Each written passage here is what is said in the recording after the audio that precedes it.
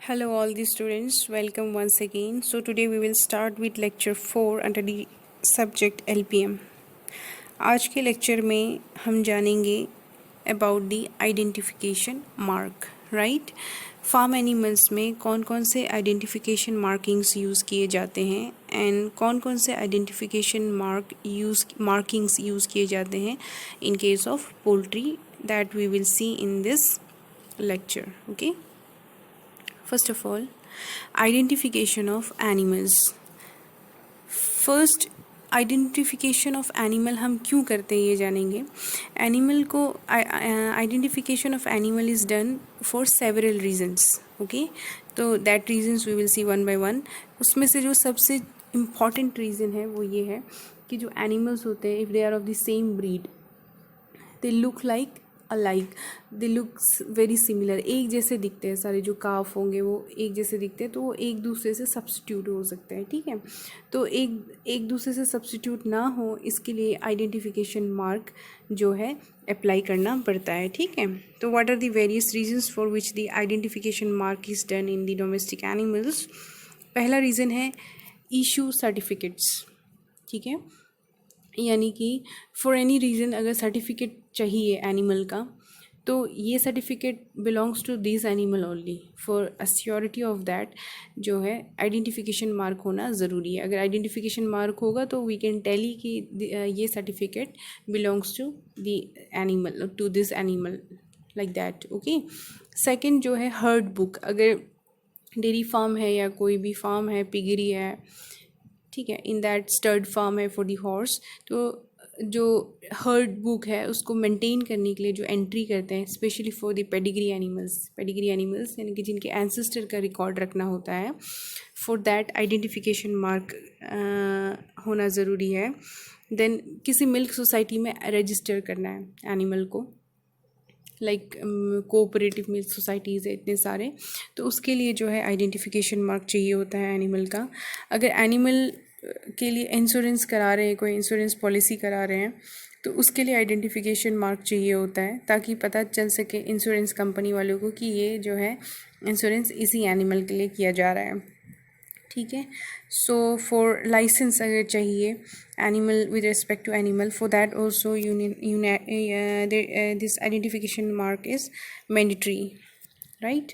Then identification in case of अगर कोई animal अपना सेल करना चाहता है या एनिमल परचेस करना चाहता है, तो उससे पहले उसके कुछ टेस्ट किए जाते हैं, क्योंकि कुछ ऐसी लाइवस्टॉक डिजीज़ होती हैं जो अगर एनिमल के थ्रू हर्ट में आ गई तो बाकी सारे एनिमल्स में भी हो जाते हैं, जैसे कि ब्रुसेलोसिस, टीबी। ठीक है, और ये डिज़ीज़ हम इरेडिकेट भी नहीं कर पाते हैं। तो इसके लिए जो है अगर कोई फ्रॉम द वेटिनरी कोई डायग्नोस्टिक टेस्ट का सर्टिफिकेट चाहिए, तो उसके लिए भी आइडेंटिफिकेशन मार्क ज़रूरी है, ताकि बता सके कि ये डायग्नोस्टिक टेस्ट इसी पर्टिकुलर एनिमल का है। लाइफ स्टॉक में रिकॉर्ड रखने के लिए कि कौन सा एनिमल का मिल्क प्रोडक्शन कितना है, कौन सा एनिमल का परफॉर्मेंस कैसा है, इसके लिए भी ज़रूरी होता है identification mark. And last but not the least, अगर सिलेक्शन करना है एनिमल का ब्रीडिंग पर्पस के लिए, या फिर सेल करना है या कलिंग करनी है एनिमल के लिए, किसी एनिमल का मिल्क प्रोडक्शन कम है, परफॉर्मेंस इज़ नॉट गुड, उसको कलिंग करनी है, तो हमें आइडेंटिफिकेशन मार्क होगा, तो वी कैन से कि ये दिस पर्टिकुलर एनिमल। ठीक है, by seeing the that observation, whatever number or letter it is there in the identification tag. all right, so exam में ये क्वेश्चन अगर आएगा कि why identification of animal is done या why identification of animal is significant, तो अब ये सारे पॉइंट्स उसमें लिखेंगे। ठीक है, now various type of identification mark, कौन से एनिमल में कौन सा आइडेंटिफिकेशन मार्क कर सकते हैं हम, और किस में कौन सा मोस्ट वाइडली यूज्ड होता है, ये देखेंगे from the exam point of view, right. Bovines यानी कि कैटल एंड बफेलो में जो है एयर टैगिंग, एयर टैटू कर सकते हैं, नंबर टैग कर सकते हैं, यानी कि ये टैग्स होते हैं जो कि गले में लगाते हैं। ठीक है, इस टैग में जो आइडेंटिफिकेशन नंबर लिखा रहता है। आइडेंटिफिकेशन नंबर क्या होता है? आइडेंटिफिकेशन, कोई भी आइडेंटिफिकेशन नंबर जो है वो एनिमल का डेट ऑफ बर्थ हो सकता है, ठीक है, या फार्म का नाम उसमें हो सकता है लेटर्स में, ठीक है। इस तरीके से कोई भी मार्क जो भी फिजिबल होगा वो टैग में रिप्रेजेंट किया जाता है, ठीक है ना। लेकिन इन case of cattle and buffalo, branding जो है ये most common and most widely method है, यानी कि सबसे ज़्यादा जो आइडेंटिफिकेशन मेथड यूज़ किया जाता है वो वाइन्स में, that is branding. If the question is asked which method is most commonly used for identification in case of bovine, then the answer is branding, ठीक है। अर्ली एज में किया जाता है वीनिंग, प्रिफरेबली वीनिंग से पहले, ठीक है। शीप में जो है ईयर नोचिंग या टैग लगा सकते हैं, पेंट भी किया जाता है शीप में, वूल में पेंट कर दिया जाता है। और अगर एक साथ फ्लॉक में यानी कि ग्रुप ऑफ शीप में अगर आपको मार्किंग करनी है तो आप मार्किंग फ्लूइड यानी कि इंक का भी यूज़ कर सकते हैं, ठीक है। ब्रांडिंग भी इनमें कर सकते हैं, but year tagging and year notching जो है ये कॉमनली यूज़ किया जाता है इन केस ऑफ शीप। पिग्स में जो है ईयर नोचिंग जो है this is the most widely accepted method of identification in pig. अगर पिग में आपसे पूछेगा कि सबसे कॉमन मेथड कौन सा आइडेंटिफिकेशन का, then this is ear notching. इसके अलावा टैटू भी करते हैं और ईयर क्लिप्स भी यूज़ करते हैं, ठीक है। अब पिग्स में जो है ये ईयर नोचिंग करते हैं basically at the time of farrowing, जब पिगलेट्स जो है उनकी फरोइंग होती है, when they are born at that time ही करते हैं, ठीक है। यूनिवर्सली प्रैक्टिस्ड है, यानी कि हर जगह जो है ये मेथड वाइडली यूज्ड होते हैं ओवरऑल द वर्ल्ड। गोट में ईयर टैटू कर सकते हैं, ईयर टैगिंग कर सकते हैं, नोचिंग कर सकते हैं, usually within first week after kidding. Poultry में wing tags and leg band use किया जाता है, ठीक है। विंग टैग्स यूज़ करते हैं जो डे ओल्ड चिक्स हैं उनमें, और जो मैच्योर बर्ड है उनमें अगर आइडेंटिफिकेशन मार्क की ज़रूरत है तो लेग बैंड का यूज़ करेंगे। And wing band and leg band मैंने आपको प्रैक्टिकल क्लास में भी शो किया था। मेथड ऑफ आइडेंटिफिकेशन, कौन कौन से वेरियस मेथड ऑफ आइडेंटिफिकेशन है, in that you have to answer ear tagging, ear tattooing, branding, ठीक है। ब्रांडिंग के 2 टाइप्स होते हैं, आगे देखेंगे हम, हॉट एंड कोल्ड। उसके बाद नेक चेन भी होता है, इलेक्ट्रॉनिक चिप्स, तो इसको हम देखेंगे 1 बाय 1 ये क्या होता है, ठीक है। सबसे पहले हम जानेंगे एयर टैगिंग। एयर टैगिंग जो है टेम्परेरी मेथड ऑफ आइडेंटिफिकेशन है, ठीक है। It is a temporary method, क्योंकि कभी कभी एयर टैग्स जो है वो डैमेज भी हो जाते हैं, कभी कभी लॉस भी हो जाते हैं, तो this is not a permanent method. इसमें हम कोई भी जो मटेरियल हमारा एयर टैग जो होता है ये मेटल का भी बना हो सकता है, प्लास्टिक का भी हो सकता है, या पॉलीयूरेथेन का भी बना हो सकता है। Plastic, it is plastic only, ठीक है। प्लास्टिक या मेटल का बना हो सकता है मटेरियल। एंड जो अगर इंश्योरेंस करानी है तो बैंक वाले जो है वो मेटल का ही प्रेफर करते हैं, क्योंकि प्लास्टिक में जो है वो इट कैन गेट डैमेज्ड, ठीक है, इजीली। मेटल में जो है इजीली डिस्ट्रॉय नहीं होती है वो, इसकी ड्यूरेबिलिटी होती है, so they prefer the metal ear tags. So ear tags को फिक्स करते हैं basically the site is ear, कान में। एडवांटेज ये है कि क्विकली आप इसको अप्लाई कर सकते हैं, एंड उसमें जो आइडेंटिफिकेशन मार्क है, कोई नंबर है, लेटर्स है, उसको इजीली आप रीड आउट कर सकते हैं। डिसएडवांटेज जो है कि चूँकि ये परमानेंट मेथड नहीं है, इसके लॉस होने के चांसेस होते हैं, and this can also sometimes cause damage to the ear. अगर इरिटेशन कॉज कर रहा है एनिमल को, तो एनिमल जो है will try to remove it, and in that process it can damage the ear of the animal, तो इसका ध्यान रखेंगे। नेक्स्ट है टैटूइंग। टैटू जो है एक परमानेंट मेथड है of identification in the animals, ठीक है। इसमें जो प्रोसीजर है, जो मैकेनिज़्म है, वो ये है कि पहले टैटू फोर्सेप जो होता है उससे मार्क बनाया जाएगा स्किन पे, ठीक है। और जैसे ही वुंड क्रिएट किया जाएगा उसमें फिर इंक जो है वो पुट अप कर देते हैं, तो वुंड जब हील होता है that ink retains under the skin, and वहाँ पे आपको आइडेंटिफिकेशन मार्क जो है विजिबल होता है। इंक यानी कि डाई जो है उस वुंड में रिटेन रहता है, ठीक है। So it leaves a permanent mark, scar जो बनता है वो परमानेंट, उसमें डाई जो है रिटेन रहती है। अगर इंक अवेलेबल नहीं है किसी प्लेस में, डाई अवेलेबल नहीं है, तो चारकोल का यूज़ कर सकते हैं. Finally ground charcoal can be used in place of ink. Procedure is you will first select the site. Animal के कौन से बॉडी के पार्ट में टैटू करना है उसको सिलेक्ट करेंगे. ठीक है. नंबर एंड सिंबल सिलेक्ट करेंगे. लाइक डेट ऑफ बर्थ, उसका आइडेंटिफिकेशन मार्क होगा, या कोई फार्म का नाम, या कोई भी सिंबल आप यूज़ करेंगे तो उसको सिलेक्ट करेंगे. And then with the help of forcep this number or this symbol will be hold, and then you will punch on that body. Animal को रिस्ट्रेन करेंगे. देन फोर्सेप से firmly you will apply the forceps, उसमें फिर ink apply करेंगे. ठीक है. Then you will remove the forceps. After that you will apply the ink. Punch करके forceps आप लगाएंगे. ठीक है. डिसएडवांटेज ये है कि एनिमल्स जिनके स्किन डार्क कलर के होते हैं उनमें आप ये टैटू नहीं कर सकते हैं. ठीक है. क्योंकि उसमें ये टैटू दिखेगा ही नहीं, तो डार्क स्किन में टैटू नहीं कर सकते हैं. But animals with light colour of hair, like white या लाइट कलर का जो भी है, लाइट ब्राउन, तो उनमें ये टैटू कर सकते हैं. नाउ नेक्स्ट इम्पॉर्टेंट मेथड है ये ब्रांडिंग. ये भी एक परमानेंट मेथड ऑफ आइडेंटिफिकेशन है. इसमें बेसिकली दो टाइप होते हैं, एक हॉट ब्रांडिंग और एक कोल्ड ब्रांडिंग. दोनों का मैकेनिज्म ये है. हॉट ब्रांडिंग में क्या करते हैं कि जो स्किन है उसको इन दैट उस स्किन को बर्न कर दिया जाता है, और वहाँ पे जब वुंड क्रिएट होता है और स्कार डेवलप्ड होता है. ठीक है. और कोल्ड ब्रांडिंग में क्या करते हैं, कोल्ड ब्रांडिंग में जो है हेयर फॉलिकल्स जो है, हेयर सेल्स जो है, उसको डिस्ट्रॉय किया जाता है. आगे हम देखेंगे कैसे.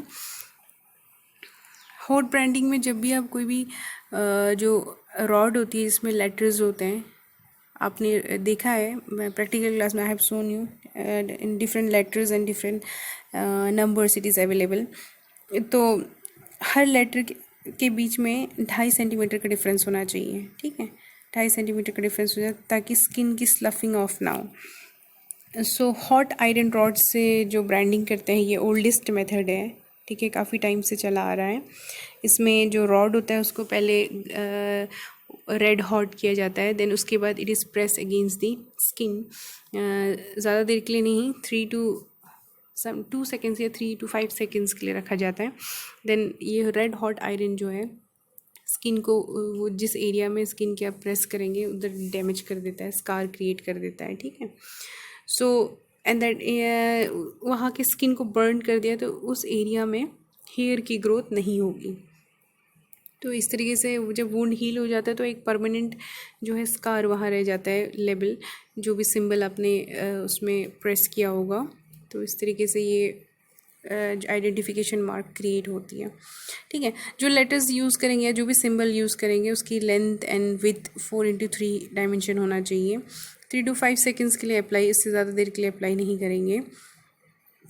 डिसएडवांटेज ये है कि जो स्कार क्रिएट होगा, अगर कोई एनिमल को उसके जैसे एनिमल की स्किन को यूज़ किया जाता है for making leather and other purpose, तो स्किन की क्वालिटी जो है ख़राब हो जाती है उस एरिया में. एक डिसएडवांटेज है. दूसरा ये है कि ये मेथड से एनिमल को सफरिंग बहुत ज़्यादा होती है, पेन बहुत ज़्यादा होती है. ठीक है. प्रिकॉशंस ये रेनी सीजन में आप इस मेथड को अप्लाई ना करें. फ्रिज ब्रांडिंग में मैं आपको मैकेनिज़्म बता देती हूँ. इसमें क्या होता है, जो कोल्ड ब्रांडिंग है फ्रिज ब्रांडिंग होता है. ठीक है. इसमें हम जो रॉड यूज़ करते हैं उसका टेम्परेचर बहुत ज़्यादा डिक्रीज़ कर देते हैं, जिसके लिए हम यूज़ करते हैं या तो लिक्विड नाइट्रोजन जिसकी टेम्परेचर -196 डिग्री सेल्सियस के आसपास होती है, या फिर हम यूज़ करते हैं ड्राई आइस.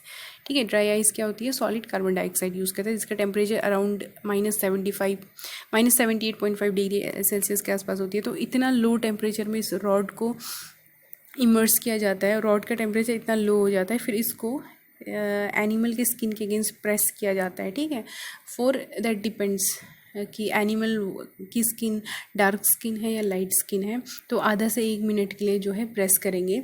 तो इससे बेसिकली होता ये है, अगर एनिमल का स्किन डार्क कलर का है, ठीक है, तो इन दैट केस जो है आधे मिनट के लिए रखेंगे. तो उस जिस एरिया में आपने ये रॉड को प्रेस किया है स्किन के, उस एरिया में जो सेल्स हैं जिससे कि हेयर प्रोड्यूस जो हो रहे हैं, उसके पिगमेंट्स प्रोड्यूसिंग सेल्स, उनको डैमेज, मेलेनोसाइट्स को डैमेज कर दिया जाता है. यानी कि नेक्स्ट टाइम जब हेयर ग्रोथ तो होगा उस एरिया में, लेकिन वो उसमें कलर नहीं होगा. ठीक है, तो जो मार्क है वो विजिबल होगा। लेकिन if the animal is of white colour, white colour के एनिमल्स में क्या है कि जो हेयर सेल्स है उसी को डैमेज कर दिया जाता है, यानी कि उस एरिया में दोबारा हेयर की ग्रोथ होगी ही नहीं। तो इस टाइप से काइंड ऑफ परमानेंट मार्क है। और कुछ बात इसमें जो जानना है वो ये है कि रेफ्रिजरेंट यानी कि जो मटेरियल हम यूज़ करते हैं वो है लिक्विड नाइट्रोजन या फिर ड्राई आइस। ठीक है, नाउ लिक्विड नाइट्रोजन या फिर ड्राई आइस यूज़ करते हैं। ड्राई आइस जब यूज़ करेंगे तो ये अल्कोहल के साथ यूज़ किया जाता है, 95% अल्कोहल, यानी कि अल्कोहल का जो कंसनट्रेशन है वो 95% होना चाहिए। ठीक है, लिक्विड नाइट्रोजन को अलोन यूज़ किया जाता है।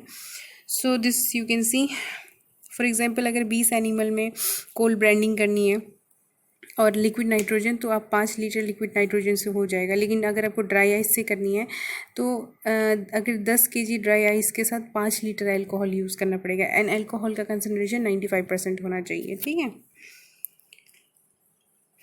सो बेसिकली इसमें वही मैकेनिज्म है जो मैंने आपको बताया है कि पिगमेंट सेल को ही डैमेज कर दिया जाता है। एंड वाइट हेयर्ड एनिमल्स में थोड़ी ज़्यादा देर के लिए रॉड को रखा जाता है ताकि हेयर सेल को ही डैमेज, हेयर फॉलिकल को ही डैमेज कर दिया जाए, ताकि उस एरिया में दोबारा कभी हेयर जो है ग्रोथ ना हो।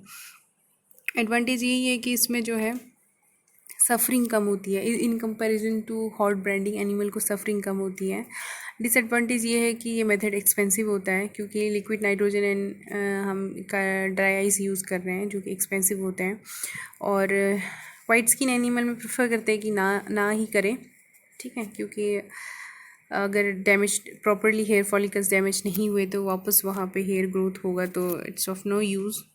ठीक है, मार्किंग दिखेगी नहीं।